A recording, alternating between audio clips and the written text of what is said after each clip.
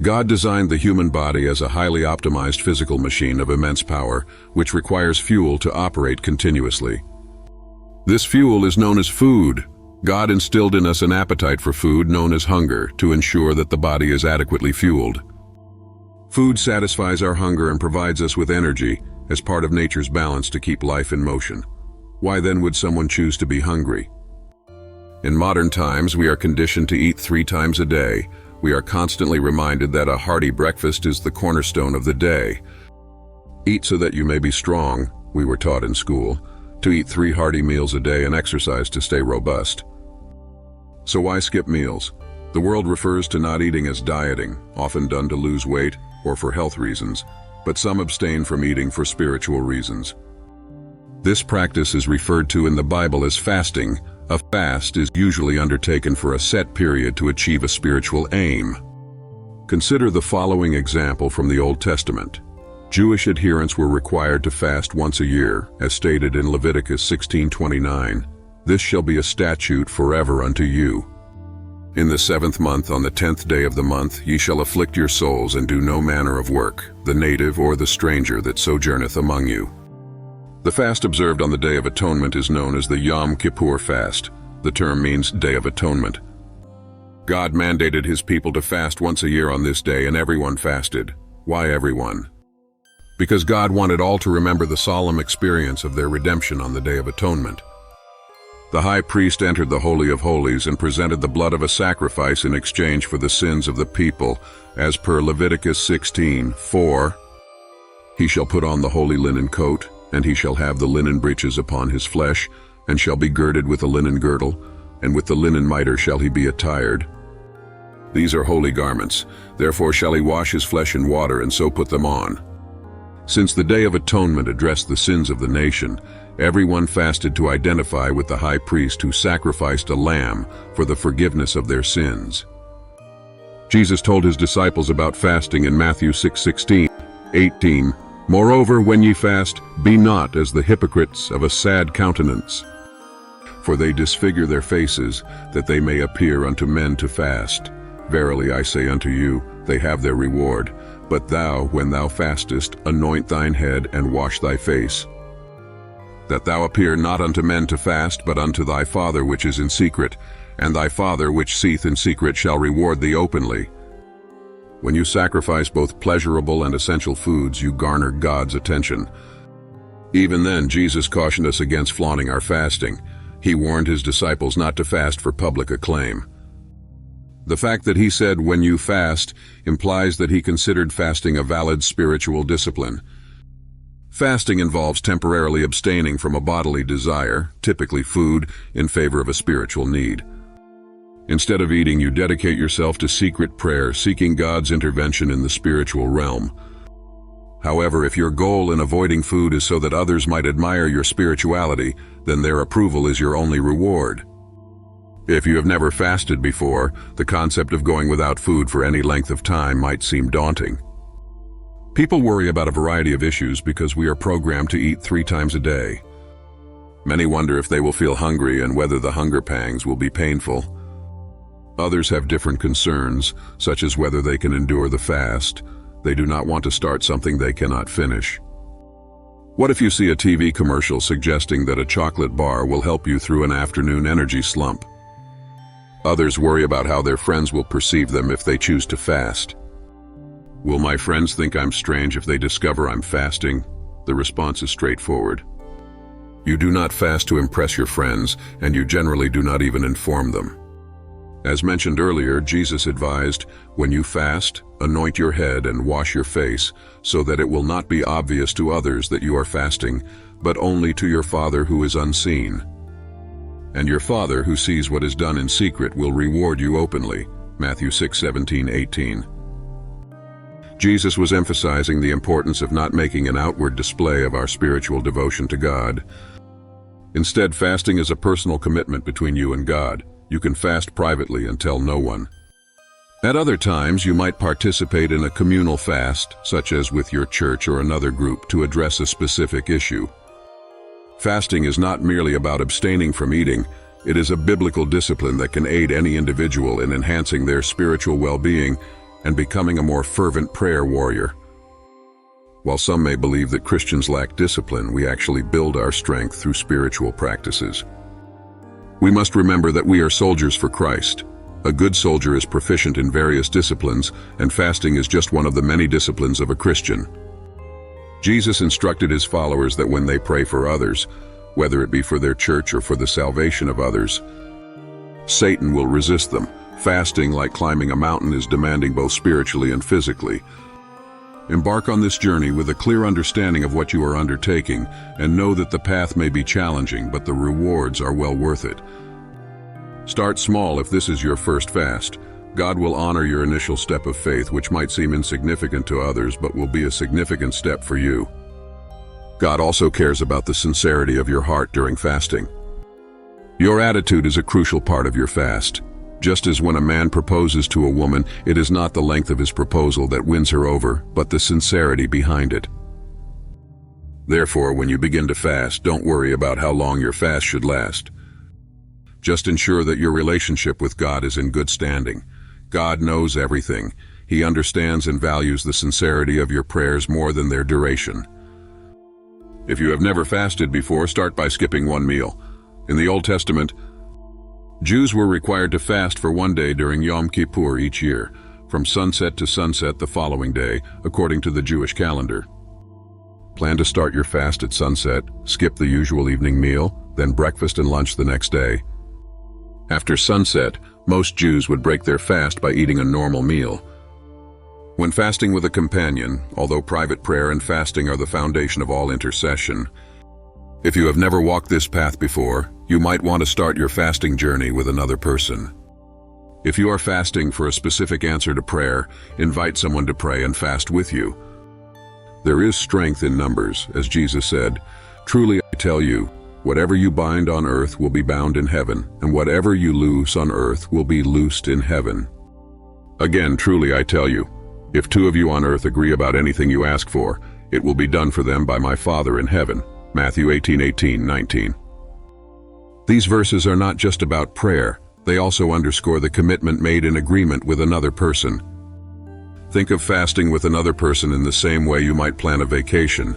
It's more memorable if you plan, dream, and share experiences together. When you share your fasting journey with someone else, your prayers are likely to be more focused, and the experience of fasting and praying together can be more profound. Fasting with another person also has additional benefits. You have someone to discuss your doubts, questions, and fears with. If the idea of fasting intimidates you, the support of another person can help you overcome these challenges. You can always call each other for advice and to check in on each other's progress. This kind of support can provide the motivation needed to continue. Don't overlook the value of celebrating together. When you reach the end of your fast, the shared joy can make the victory even sweeter. Another advantage of fasting with a friend is the accountability it establishes. You'll be less tempted to snack or break your fast early if you know your friend is aware of your commitment. Perhaps you've already experienced this type of camaraderie if you've ever run or walked for fitness with a friend. Having a partner helps you stay committed even when it gets tough. If you are strong, you might not need someone for accountability, but if you're new to fasting or if you find it challenging, having a companion who is in the same situation can be extremely beneficial. When you are preparing to fast, look deep within your heart to discover the reasons why you are fasting. There can be many reasons, which we will discuss. You might already have a specific intention, like when young David faced Goliath. Unlike the other Israeli soldiers who had numerous reasons to avoid the battle, David had a compelling reason to confront the giant. It's important to fast with a purpose, not just out of ritual or obligation. Are you willing to fast and sacrifice your pleasures? Make a list of your reasons for fasting and write them down. Seeing them on paper can help clarify your goals and sharpen your focus. Keeping your motives in your mind can lead them to become blurry or vague. You might have a general idea now, but defining them clearly in writing will reinforce your commitment. Don't enter into a fast casually or without preparation. Plan to succeed. If you don't, you are likely to fail. Avoid starting a fast with the mindset of, "I'll try until I get hungry," as some do. This often leads to giving up at the first sign of discomfort. Make a firm commitment to fast for a specific duration. regardless of the circumstances. By moving from merely thinking about fasting to actually committing to seek God for your cause, you demonstrate a deep level of spiritual resolve. As you prepare for your first fast, remember it is a step of faith. God sees your heart and will honor your sincere intentions.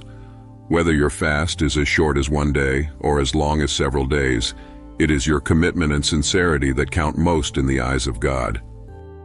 The absolute fast. This type of fast involves abstaining from all food and water. It is an extreme form of fasting that is generally undertaken only in critical situations. Paul, for example, observed this fast for 3 days following his encounter with Jesus on the road to Damascus, during which time he neither ate nor drank. Acts 9:9. If you are considering your first fast, it is advisable not to start with an absolute fast. The normal fast. During this fast, you abstain from all solid food and drink only liquids.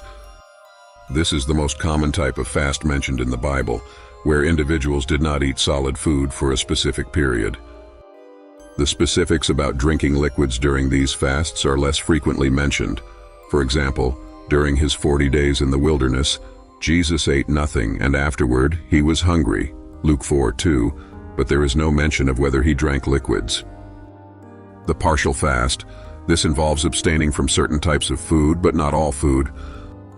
This type of fast is also known as the Daniel fast, named after the prophet who abstained from royal foods, including meats and wines, and ate only vegetables and water for 10 days, Daniel 1:12. At another time, Daniel abstained from choice food, meats, and wine for 3 weeks to seek God's wisdom, Daniel 10:3. This form of fasting typically excludes pleasant foods, meats, and alcohol. John Wesley's fast. As the founder of the Methodist movement, John Wesley practiced a strict regimen of fasting for spiritual empowerment before important meetings. He would fast for 10 days, consuming only whole grain bread and water. Wesley's dedication to fasting and prayer is credited with spiritually energizing him and his followers, significantly impacting the Methodist movement. The rotation fast. This type of fast is less common in religious contexts and more often used for medical reasons, particularly for identifying allergies or sensitivities to certain food groups. It involves a complete fast or abstaining from specific food groups on a rotating basis to isolate the effects of individual food types on the body. Choosing a fast. When preparing to fast, consider several factors. Assess your physical health, spiritual goals, and the specific circumstances of your life. Here are some guidelines. First-time fasting. If this is your first fast, start with something manageable like a 1-day or partial fast. Learn how your body and spirit respond. Matching factor. Align the type of fast with the seriousness of your prayer request. More intense or longer fasts might be reserved for more pressing spiritual needs. Comfort factor. Choose a fast that you can reasonably undertake without causing undue physical or psychological stress. You should feel at peace with your chosen type of fast. Timing factor. Consider your daily and weekly schedule. Avoid fasting on days where physical demands or social obligations cannot be postponed or modified. Remember, the objective of fasting is not merely the physical act of abstaining from food, but rather the spiritual discipline and focus it brings. Whether your fast is 1 day or extends longer, approach it with a solemn respect for its spiritual significance. Your sincerity and dedication in seeking a closer relationship with God are what render your fast meaningful and spiritually fruitful. Preparation for fasting. Approaching fasting with a clear plan and defined intentions is crucial. Before starting, it is recommended to clearly identify the purpose of the fast, whether it is for a specific prayer concern, spiritual cleansing, or as an act of devotion. Write down these reasons to keep your focus sharp and your commitment strong. Physical and spiritual preparation. Physically, it's important to prepare your body by gradually reducing food intake before the fast. Spiritually, preparation involves prayer, meditation, and possibly consultation with a spiritual mentor. This preparation helps to align your heart and mind with the spiritual objectives of the fast. Conducting the fast. During the fast, maintain a quiet and reflective demeanor. Spend time in prayer, reading scriptures, and meditating on God's Word. Drink plenty of water if your fast permits it, and avoid strenuous activity. Stay as private as possible to keep the focus on your spiritual experience rather than on outward appearances. Breaking the fast. When the period of fasting concludes, resume eating gradually. Start with light foods such as fruits and vegetables before moving to heavier foods. This helps prevent shocking your system, which can be sensitive after a period of fasting. Reflection. After the fast, reflect on the experience. What were the spiritual, emotional, and physical impacts? How has the fast affected your relationship with God? Documenting these insights can be helpful for future fasting periods and for spiritual growth in general. Encouragement and caution. The document concludes with words of encouragement for those undertaking fasting, emphasizing its potential to deepen one's spiritual life and connection with God. However, it also cautions that fasting should be approached with respect and understanding of its physical and spiritual demands. It is not just a ritual, but a profound spiritual discipline that should be treated with reverence and commitment. Prayer for fasting. A prayer is provided to bless the fasting journey, asking for strength, discipline, and a closer relationship with God. The prayer is a reminder that fasting is not merely an act of abstaining from food, but an offering of one's spirit to God. We hope this discussion on the spiritual discipline of fasting has enriched your understanding and inspired you to deepen your spiritual journey. Fasting is more than abstaining from food. It's a profound act of faith that strengthens your relationship with God. If you found this content valuable, please consider subscribing to our channel for more insightful explorations into spiritual practices. Don't forget to like this video to support our community in growing and learning together. Thank you for being with us, and may God bless your spiritual endeavors.